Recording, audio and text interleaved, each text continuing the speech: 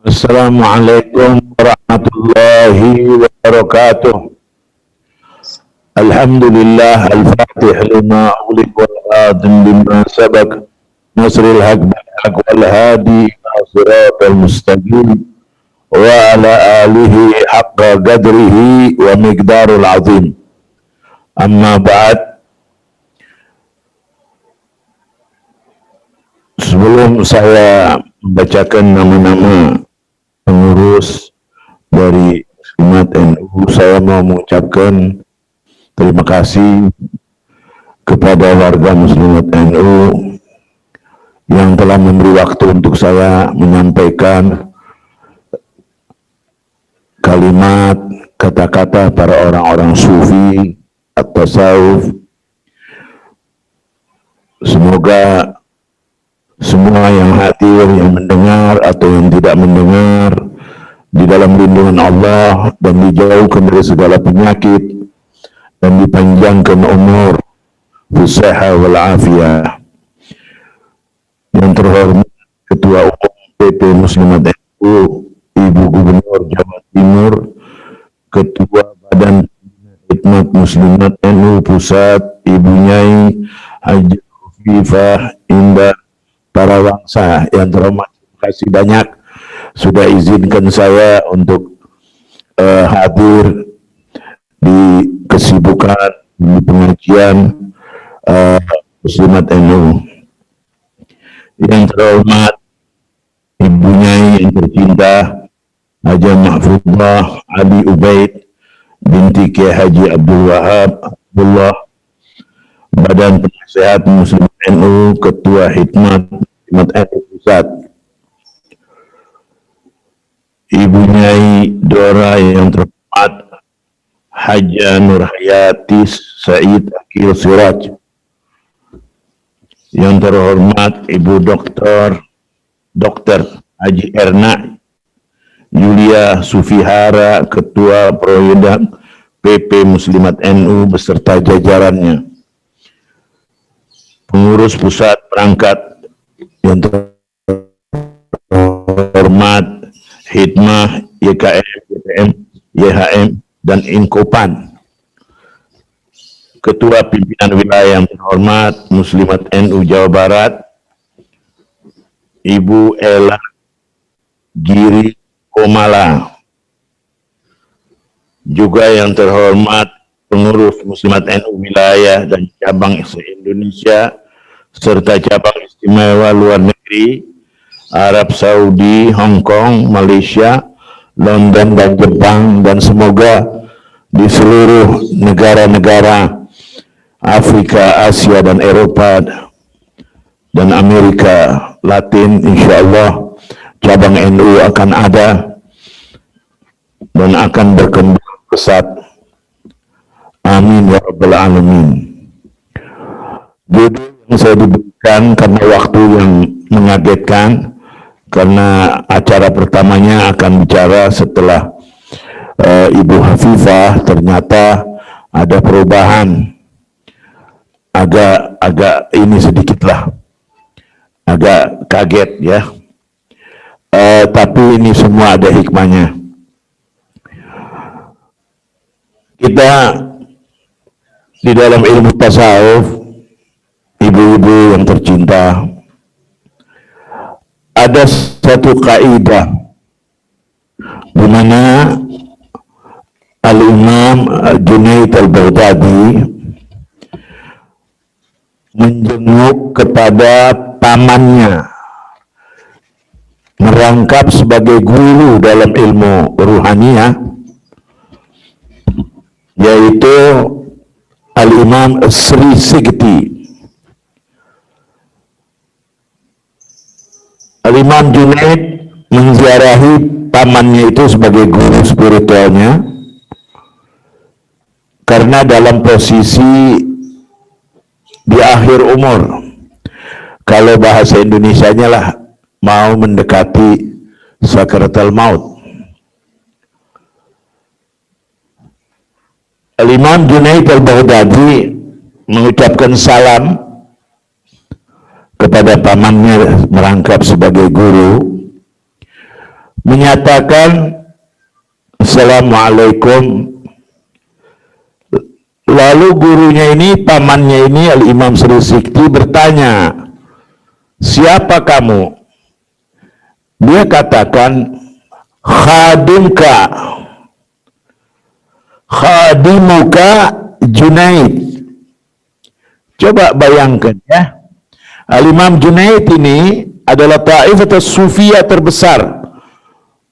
Musalsal Zahabiyah Al-Imam Junaid, tidak usah diragukan ya, bahwa musalsal Imam Junaid an Sri Sikti, an Ma'ruf al-Qarhi, an Daud al-Ta'i, an Habib al-Ajami, an Hasan al-Basri, an Amir al-Mu'minin Ali bin Abi Talib.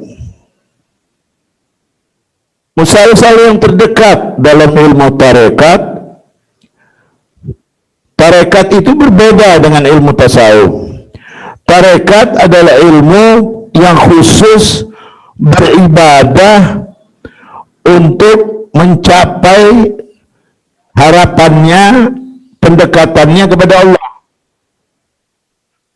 Sedang ilmu tasawuf adalah ilmu yang mengajak orang untuk membersihkan kalbu, hati. Cukup jauh perbedaannya. Ya. Di situ ada pernyataan Imam Junaid kepada gurunya. Wahai guru, dia bilang,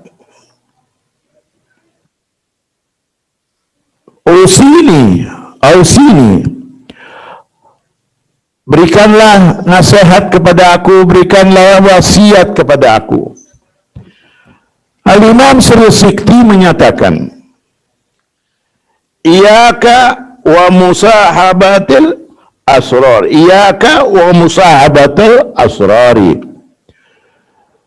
Wahai Junaid, berhati-hatilah kamu berteman dengan orang-orang yang kotor. Kotor di sini su.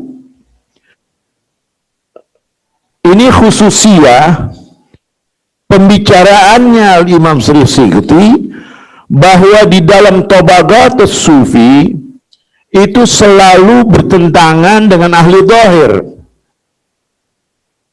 Sri Sikti menatakan ahli zahir itu adalah orang yang tidak bersih, perbuatannya buruk,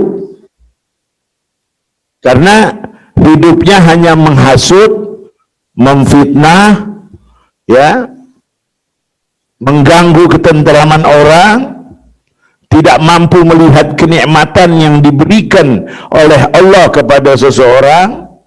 Itu adanya pada ahli zahir. Nasihat ini, janganlah kamu berteman, janganlah kamu dekat, berhati-hatilah pada orang yang su. Itu bukan awam, tapi orang yang berilmu. Ya, jangan kata ilmu tasawuf yang seperti saya sampaikan. Musalsalnya Al-Imam Junaid an Ali bin Abi Talib itu ditolak oleh Ibnu Taimiyah dan Al-Imam Az-Zahabi. Ya, bahkan Ibnu Khaldun juga. Ya, tapi ini tiga ulama yang membatalkan sanad. Ya, di dalam kitab fikih Al-Imam Hasan Al-Basri, beliau menyatakan kalau lagi mengajar, ala rajul anan Nabi sallallahu alaihi wasallam, setiap dia mengajar dia menyatakan kalimat itu. Pada suatu ketika seseorang datang bertanya, kenapa Anda selalu menyatakan qala rajul an Nabi? Siapa manusia itu? Siapa orang itu?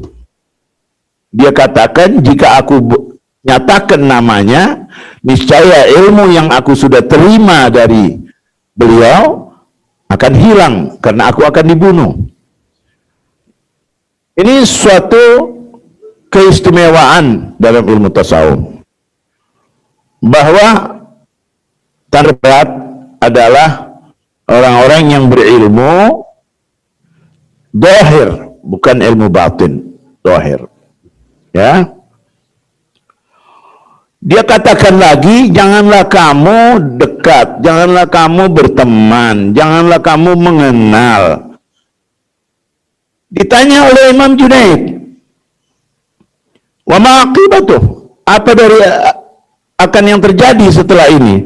Dia katakan, wa an tanqati'a anillahi bi suhbatil akhyar. Kalau kamu tetap duduk dengan mereka, yang sudah pasti putuslah kamu dengan Allah dan dengan orang-orang yang baik.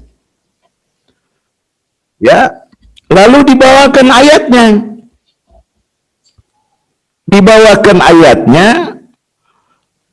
Afaman zuyina lahu su'a amalihi. A'udzubillahi minasyaitonir rajim. Afaman zuyina lahu su'a amalihi fara'ahu hasanan. Afaman zuyina lahu su'i amalihi, su'u amalihi.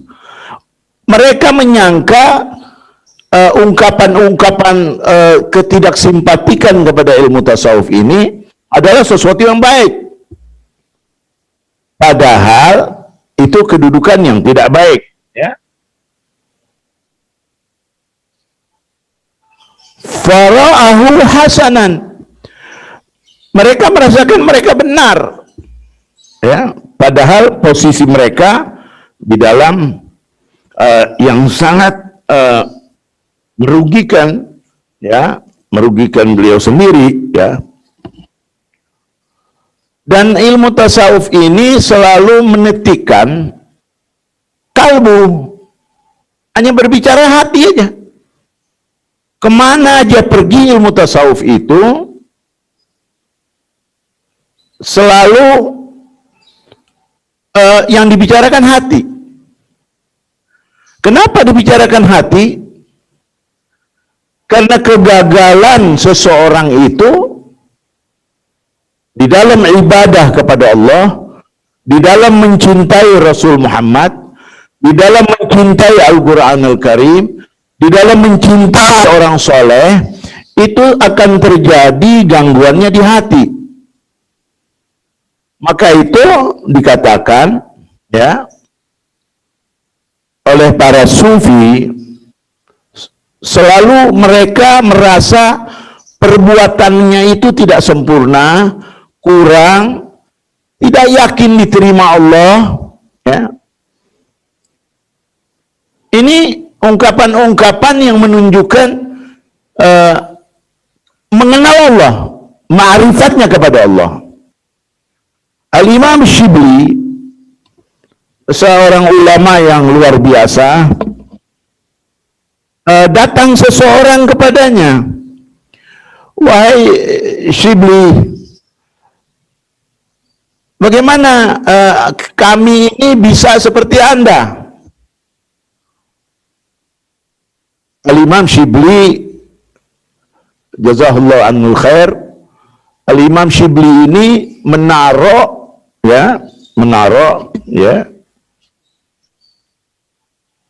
ilmu untuk menolong orang awam di dalam mengenal ilmu tasawuf. Bukan ilmu ini, kata-kata dia bukan yang mengenal, memperkenalkan kepada orang yang sudah masuk tabagat.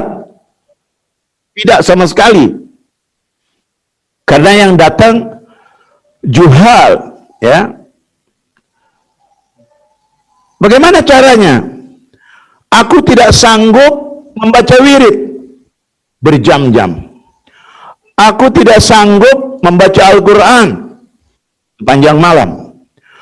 Aku tidak bisa sanggup tafakur sepanjang malam. Tapi berikanlah aku jalan untuk mengenal, ya, mengenal ilmu ini sampai aku mendapatkan ma'rifat kepada Allah.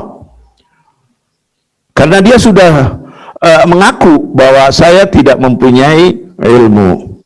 Saya tidak sanggup duduk malam beribadah. Tidak sanggup sepanjang malam membaca Al-Quran. Ini dia secara putih hati, bersih hati, dia menyatakan saya tidak punya, tidak mampu. Berikanlah aku jalan agar aku bisa mencapai tingkatan itu. Al-Wazan, ya, seorang orang-orang sufi ini, tasawuf, selalu meletakkan dalam wazan, ditimbang, ya, melihat siapa yang datang. Ala gudur ogulihim, ya, berbicara menurut kuadrat akalnya. Shibli menyatakan, jika kamu ingin mengenal Allah, dan jika kamu akan mengenal isi hati kamu, ya, apa isi hati kamu, kata Imam Shibli, aku memperkenalkan. Dia katakan begini, idza aradta an tanzur ila dunya bihazafiriha fanzur ila muzbalah. Kalau kamu mau mengetahui harga dunia yang kamu senangi itu, ya, silahkan Anda memandang kepada sampahan. Itulah dunia yang kamu kagumi, yang kamu tidak pernah mengingat Allah, yang kamu tidak pernah merasa hati kamu penuh dengan masalah. Silakan lihat kepada tumpukan sampah. Itu satu. Fahiya li dunya wa idza radatta an tanzur ila nafsik. Idza aradta an tanzur ila nafsika fakhus kafan min at-turab. Kalau kamu mau mengenal jiwa kamu, silakan ambil tanah, peganglah itu tanah dan pandanglah dengan dia. Itulah kamu, katanya Imam Shibli. Jadi Imam Shibli ini berbicara al-wazan, ya, al-wazan. Dia tidak memberikan isyarat untuk membaca wirid ini, wirid itu, tidak. Karena membaca wirid itu kalau memang walaupun itu berijazah, kalau melebihi dosis, kita akan dapat satu penyakit emosional. Kita selalu marah, selalu merasa benar. Itu pada wazan mustawa, ya. Itu yang ditulis oleh Al-Haris Al-Muhasibi, ya. Dia bilang lagi, fa innaka minhu khuliqat. Dia bilang, aku sudah lihat tanah. Katanya Shibli, kamu diciptakan dari itu. Dia mulai termenung, ya, udah mulai termenung, ya. Wa fihi tu'idu minhu wa takhruju wa idza arata an tanzur man anta. Kalau kamu mau mengetahui lagi lebih dalam, ya, karena kamu akan kembali kepada tanah dan disitulah kamu dihidupkan dan disitulah dikembalikan, ya.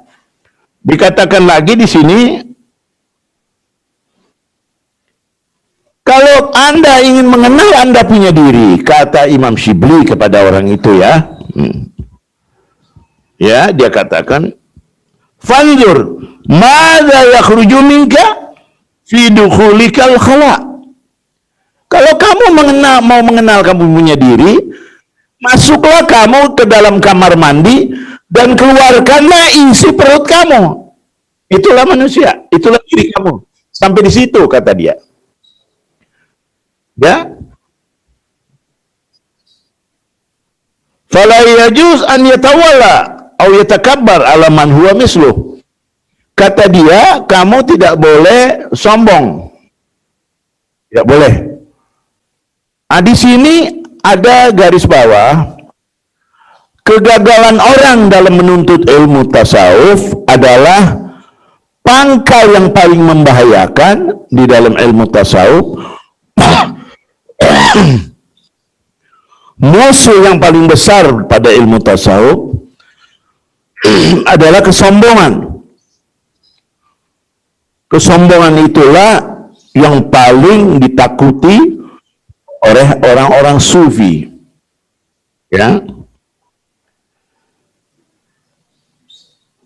Dia katakan lagi, kalau seandainya Anda sudah mengikuti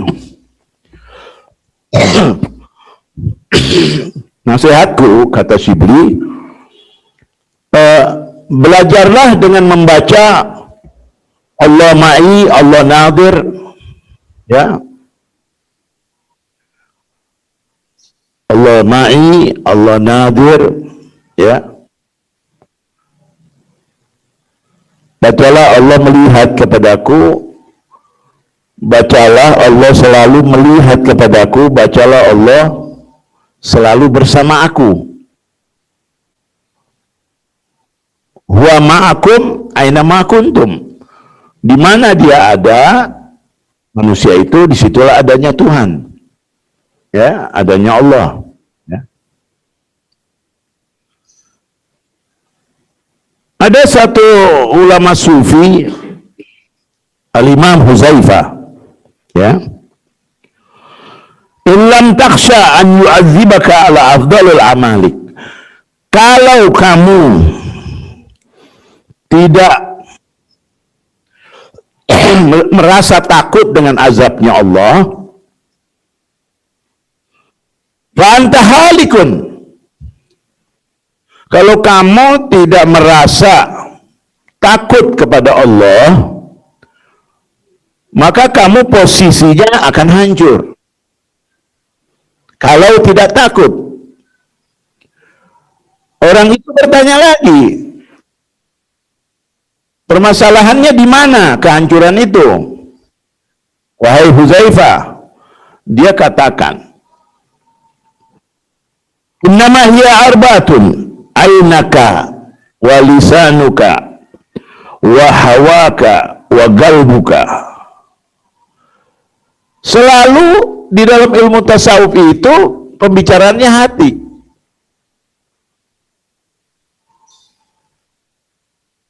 Ada satu pendapat dari seorang sufi, ya, dia katakan begini,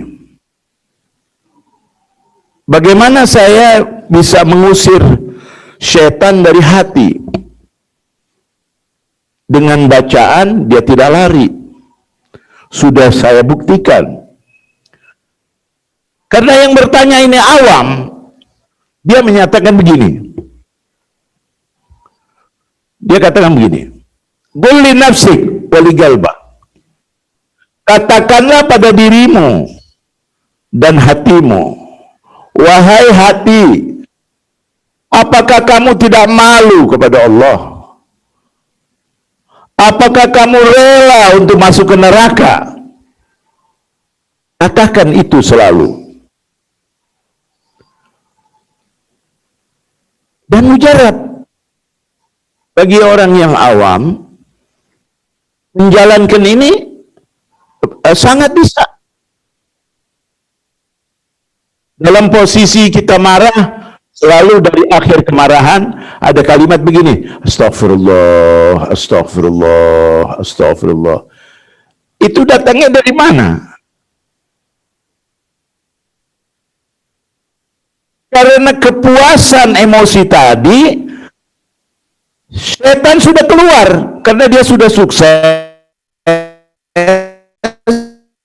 Dia keluar dan selalu menyatakan, astagfirullah, aku salah, astagfirullah, aku emosi, astagfirullah, tanpa disadari. Kenapa dia bisa menyebut nama Allah? Kenapa dia minta pengampunan dari Allah?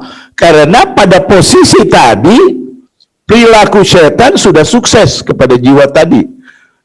Setelah kesuksesannya, dia keluar dari hati manusia. Datanglah malaikat mengingatkan untuk membaca astaghfirullah. Ini luar biasa, ya. Wa hawaka wa qalbuka fandur ainaka la tandur bihima illa ma la yahillu lak.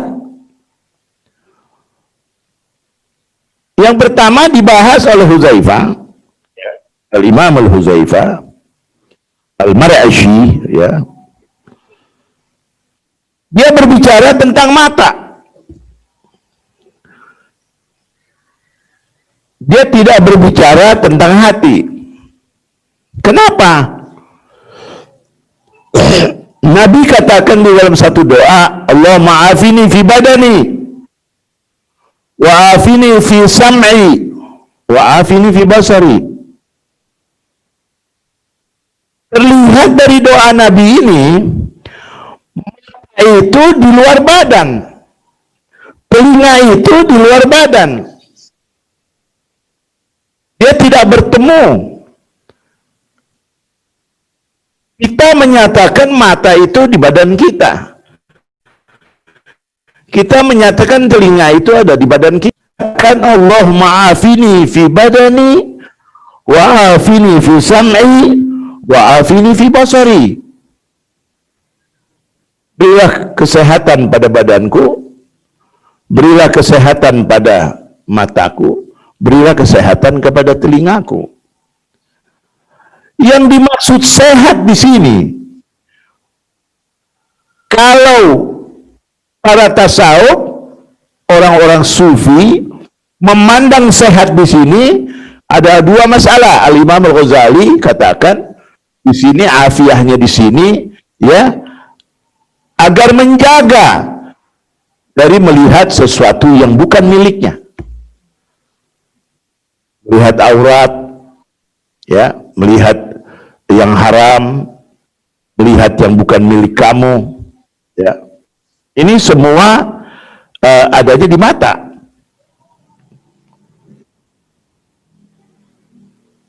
Kata Imam Ba'dul Musufin bahwa mata yang memberikan isyarat kepada hati.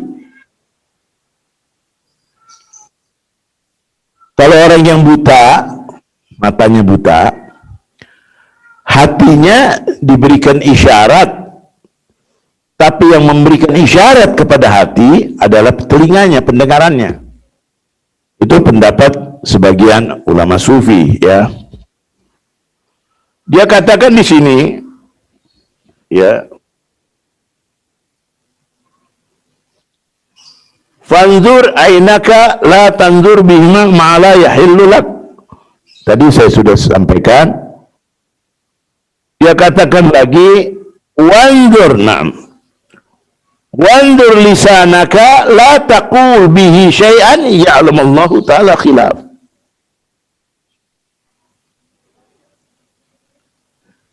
Perhatikan lidahmu, katanya Imam Huzaifah. Perhatikan lidahmu, ya. Janganlah kamu melampaui batas apa yang Allah lebih tahu daripada kamu. Apa maksudnya? Maksudnya, janganlah kamu membicarakan sesuatu yang kamu tidak tahu posisi orang itu, lalu kamu menguraikannya, mengatainya, menjelekinya. Nah, ini mengakibatkan, kalau kaidah dari ilmu tasawuf, salah satu gangguan di dalam sakaratul maut untuk menyebut Allah atau la ilaha illallah, ya, bisa gagal karena lisan kita penuh dengan cacian, menjeleki orang, memfitnah, ya, merusak nama orang, merusak kewibawaan orang, ya, merusak harga diri orang, ya. Ada, saya pernah ngalami suatu kejadian, almarhum guru saya Kiai Haji Abdul Fattah Malang, datang satu orang minta tolong Pak Kiai, melihat ada keluarga saya sudah sekian hari sakaratul maut, tolonglah. Kebetulan saya lagi belajar sama beliau di Malang, di rumahnya setiap 2 bulan sekali. Saya dibawa sampai di sana, Kiai menyampaikan kalimat La ilaha illallah. Dia tidak bisa jawab. Allahu Allah. Saya katakan, Pak Kiai, mungkin La ilaha illallah mungkin kepanjangan, karena lidah dalam sakaratul maut itu menjadi pendek. Lidah itu dalam sakaratul maut menjadi pendek, sedang kalimat La ilaha illallah cukup panjang. Ya, jadi saya agak memberikan isyarat aja, memberikan kemudahan supaya Pak Kiai bisa menerima saya punya pendapat. Saya katakan, katakanlah Allah. Lalu dia katakan Allah. Allah, Allah, Allah, Allah. Dalam membaca Allahu Allah itu, sementara beliau lagi mentalkinkan si orang yang sakaratul maut tadi, beliau menangis. Menangis yang terseduh dengan suara. Dan dia tinggalkan ruangan itu, lalu saya ikut dari belakangnya. Saya tidak berani bertanya apa sebab nangisnya. Saya tunggu waktu 1-2 hari. Setelah waktu yang tenang, saya bertanya,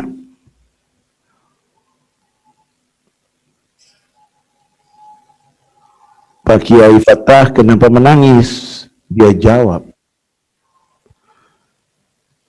saya sudah katakan pertolongan kepada Allah, memohon pertolongan kepada Allah, meminta agar diizinkan dia menyebut nama Allah. Saya mendengar hatifan minassa, kata dia. Saya mendengar suara dari luar rumah itu, yaitu dari langit. Hatifan minas sama, ya Habib, katanya. Hatifan dia, gimana Pak Kiai? Dia jawab, janganlah kamu mengurus orang ini, karena orang ini mempunyai masalah yang sangat banyak dari lisannya, dan belum ada satu orang pun yang menyatakan memaafkan. Itulah saya kembali ke rumah. Nabi katakan di dalam satu hadis, ya, jadi ilmu tasawuf itu berbicara cuma 4 masalah, ya, mata, telinga, hati, ya, ya,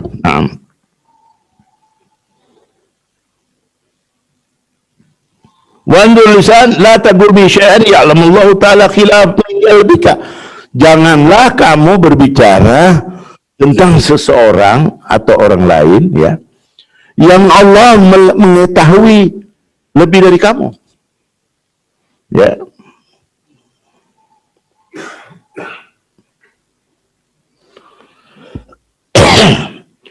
Wandur galbaka la yakunu bihi ghillun wala daghlun ala ahadin minal muslimin. Selalu dinyatakan, janganlah kamu, ya, jagalah hati kamu, ya, terutama kepada muslimin. Kenapa selalu ada kalimat itu, muslimin?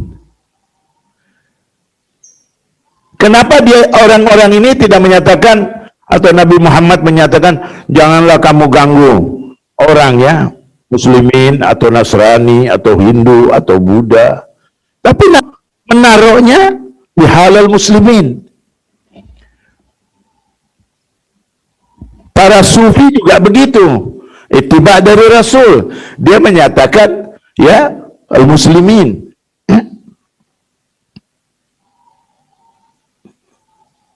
Minal muslimin. Ya. Minal muslimina, ya. Kenapa? Sirul asrar, rahasia dari sebut. Kenapa selalu janganlah kamu menganiaya orang muslim, janganlah kamu mengganggu orang muslim. Nabi menasihati kepada kita. Kenapa? Karena syaitan,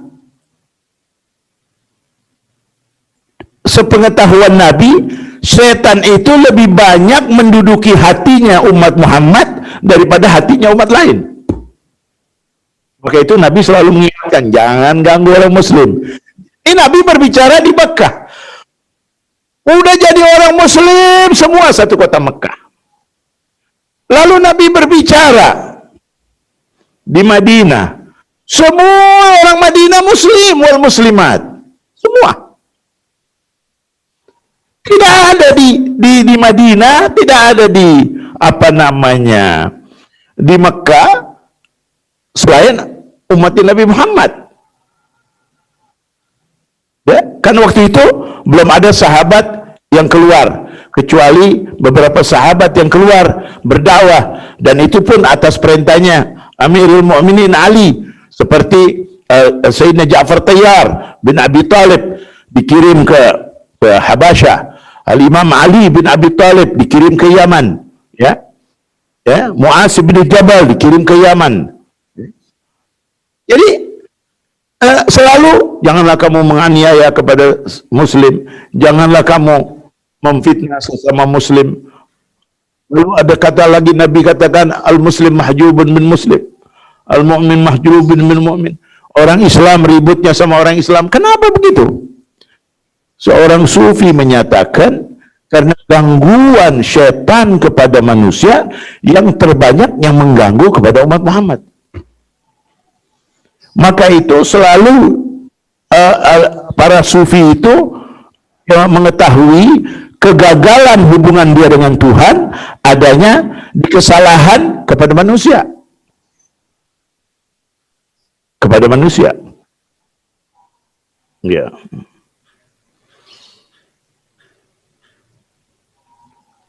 Wala daghlun ala ahadin minal muslimin. Minal muslimina. Nah. Yang terakhir dia katakan, wandur hawaka la tahwa syai'an mimman yakrahullah ta'ala. Lihatlah keinginan nafsumu mencintai segala sesuatu, ya, yang Allah sendiri tidak menyukainya. Ya. Allah sendiri tidak menyukainya. Fama lam takun fika hadhil khisalun arba'a faramadu ala ra'sika. Kalau kamu tidak memegang ini 4 perkara, ketahuilah kepala kamu akan diberikan pasirnya neraka. Imam Al-Huzaifah, ya. Dia sezaman dengan Ats-Tsauri, ya. Ada satu kemuliaan dari seorang sufi perempuan, wanita, ya. Namanya Ummu Harun. Ini ajib, ini orang. Saya bacanya itu terkagum-kagum dan memukul hati saya. Saya merasa terpukul. Saya mengucapkan astaghfirullah. Saya ucapkan la haula. Saya mengucapkan ampun ya Allah. Taubat ya Allah. Ajib. Datang satu orang bertanya kepada Ummu Harun. Ya. Kilalah orang itu, ya. atuhibbina al-mauta? Orang itu bertanya, apakah kamu suka dengan kematian? Semua orang, kata Imam Al-Ghazali, tanamkanlah di hati kamu, ya, setiap hari, ya, untuk selalu mengingat kematian. Al-Imam Al-Ghazali nih. Wa kadzalik Al-Imam Junaid Al-Baghdadi seperti itu juga. Begitu juga dia. Dia selalu menyatakan bahwa tanamkan pada jiwa kamu kematian ada di depan. Ingatkan selalu mau tidur, ya. Ada seorang sufi, sebelum saya teruskan omongannya Ummu Harun, ada seorang sufi menyatakan begini, ini sangat indah sekali, dan saya orang pertama yang berucapkan terima kasih, jazakallah, saya kagum, dia memberikan solusi yang terbaik, ya, dan saya berdiri di dalam husnudzon. Apa dia katakan? Ya, biasakanlah kamu kalau mau tidur, ambillah wudhu. Jika kamu sudah tiduran, hadaplah kamu ke kiblat dan katakanlah la ilaha illallah, la ilaha illallah, Muhammadar Rasulullah. Katakan itu, kamu tidur. Saya mengharap, kata dia, mudah-mudahan kematian itu membawa kita di dalam posisi husnul khatimah sebagai umatnya Nabi Muhammad, ya. Jadi berbicara ilmu tasawuf, selalu mereka merindukan kematian. Dengan apa alasannya? Karena rindu dengan Allah, kepingin melihat wajahnya Allah. Itu selalu posisi itu pada orang-orang sufi, ya. Kalau berbicara kerinduan, orang sufi bicaranya rindu kepada Allah, ya. Atuhibbina al-mauta, apakah kamu suka dengan kematian, wahai Ummu Harun? Ummu Harun ini sufi, kabir sufi.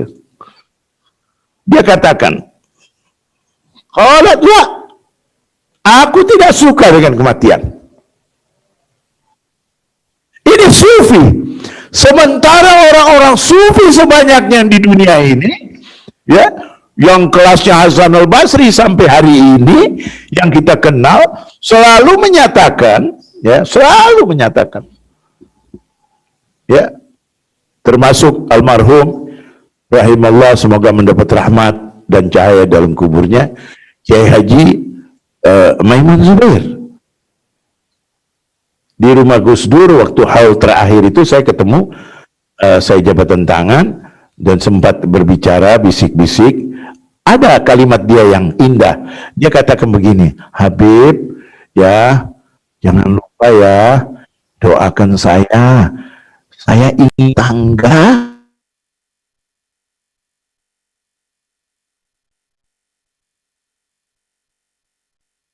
apa?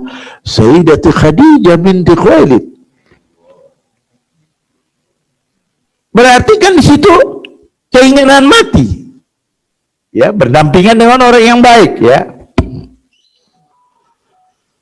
Ila walima, kata orang itu, kenapa kamu nggak mau, nggak suka dengan kematian? Dia jawab, ajib jawabnya, bagus sekali jawabnya, indah betul. Dia katakan begini, qalat lau asaitu adamiyan, ya, ma'ahbabtu liqa'ahu, ma'ahbabtu liqa'ahu.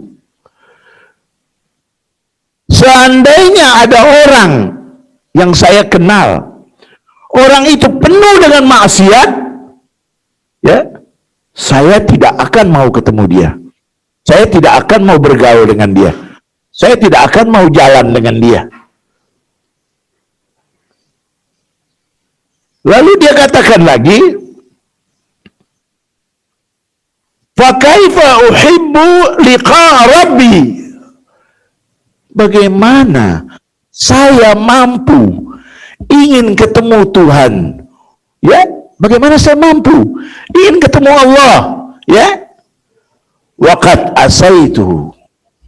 Bagaimana saya mau ketemu Tuhan? Saya sendiri penuh dengan kesalahan, penuh dengan maksiat. Ini tobagat tinggi, ya.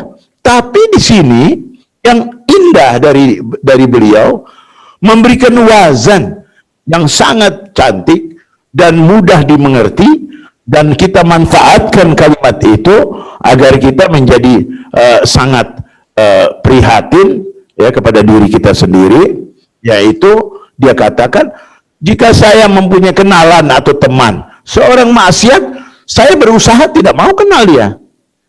Bagaimana saya mau bertemu dengan Allah sedangkan saya banyak dosa, banyak kesalahan? Ini wazan ini menunjukkan bahwa kematian itu tidak gampang.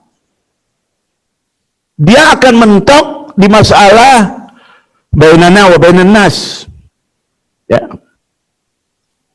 Gitu, ya. Ini Ummu Harun ya pendapatnya. Ya.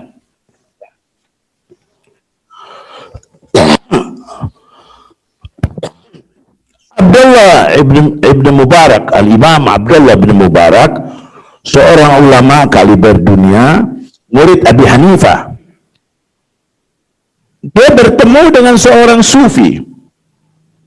Orang sufi itu kalau dilihat sepintas lalu, kalau menurut buku kitab ini, dia seperti orang yang berpakaian compang-camping, hidup sendiri, ya, tidak punya teman, ya. Abdullah ibn Mubarak dia katakan, aku bertemu seorang laki-laki yang compang-camping, tapi aku mau ingin mendekati, dia mengeluarkan satu syair, satu munajat kepada Allah. Abdullah ibn Mubarak menyatakan,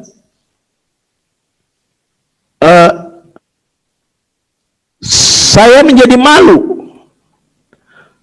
Dia murid Abi Hanifah. Dia katakan begini dalam satu syairnya, ya habibul qulubi mali siwaka. Karena Abdullah bin Mubarak bertanya, Anda sendiri, siapa keluarga Anda? Di mana Anda tinggal? Karena dia bertemunya di hutan.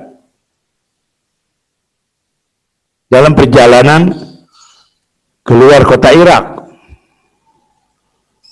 Dia jawab, wahai Allah, di dalam hatiku tidak ada lain kecuali Engkau.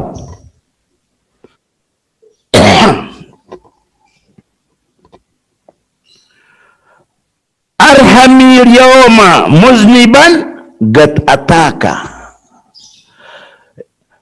Sayyidina Abdullah bin Mubarak kagum dengan kalimat ini. Dia katakan, berilah rahmatmu pada hari ini. Muzniban, saya ini orang yang berbuat dosa, dan aku sudah ada di hadapanmu wahai Allah. Gad ataka, saya sudah datang, ya.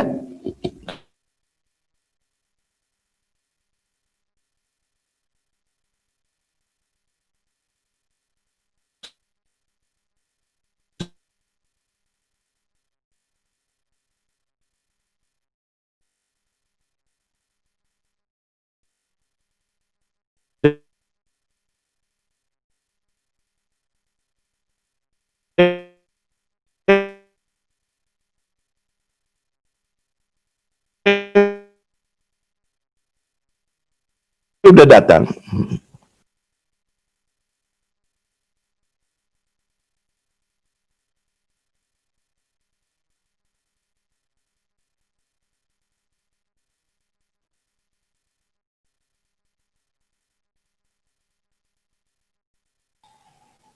Tidak ada selain kepadamu.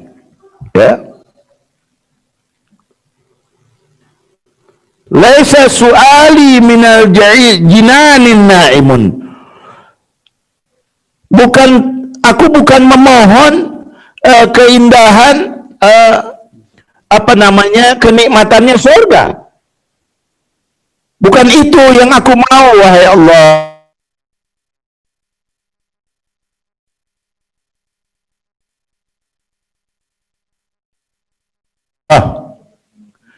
Dikatakan, ya, minal jinani na'imun. Bukan pertanyaanku tentang indahnya surga. Ya.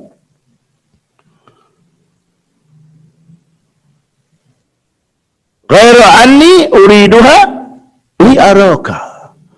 Tapi yang aku inginkan hanya satu, melihat kepada wajahmu. Nah, di sini terlihat bahwa orang-orang sufi itu berbicara tentang, ya, tentang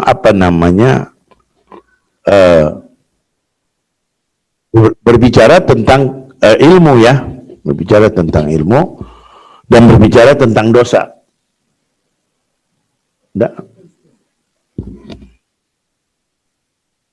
Ya, katanya Ibnu Mubarak, ya, boleh dihentikan. Berapa menit lagi?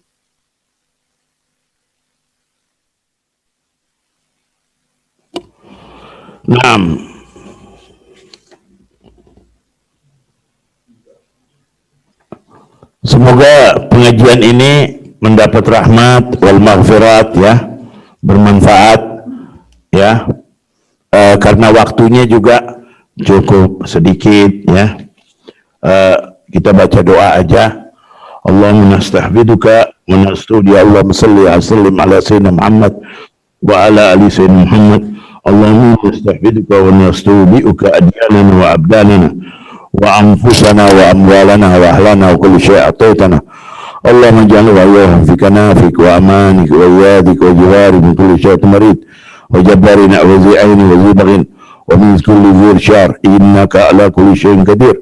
Allahumma hatna bittaqwa wal istiqamah wa azim al-mujibati nadama fil hal wal mal innaka sami'u du'a.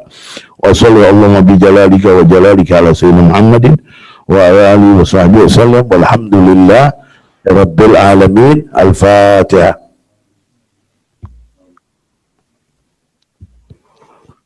Amin ya rabbil alamin. Terima kasih banyak. Wassalamualaikum warahmatullahi wabarakatuh.